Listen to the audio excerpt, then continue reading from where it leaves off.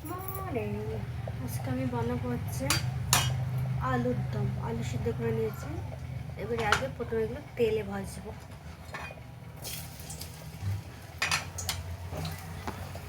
আলু ভাজা হচ্ছে, পেট আর আছে ফুলকপি সিদ্ধ হচ্ছে। আচ্ছা, কালকে যখন ভূমিকম্প হয় তোমরা টের পেয়েছিলে, তখন কিন্তু আমি এই রান্নাঘরে রান্না করছি, খিচুড়ি বানাচ্ছি। সত্যি কথা বলছি, আমি একটুও টের পাইনি, বুঝতেই পারিনি যে ভূমিকম্প হচ্ছে।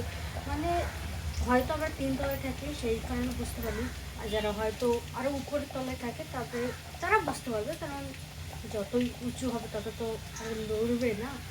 যাই হোক, তো আমি সত্যি বুঝতে পারিনি। ফোড়নে দেবো শুকনো লঙ্কা, তেজপাতা, সাদা জিরে।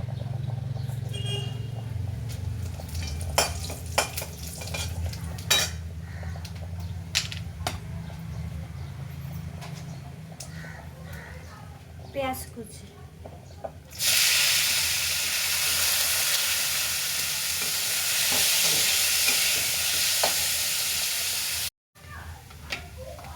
এবার দেবো আছে রসুন,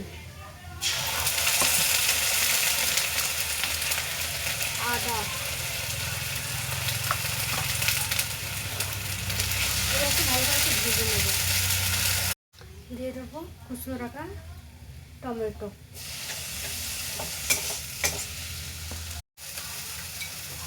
এবার আলুগুলো দিয়ে দেবো।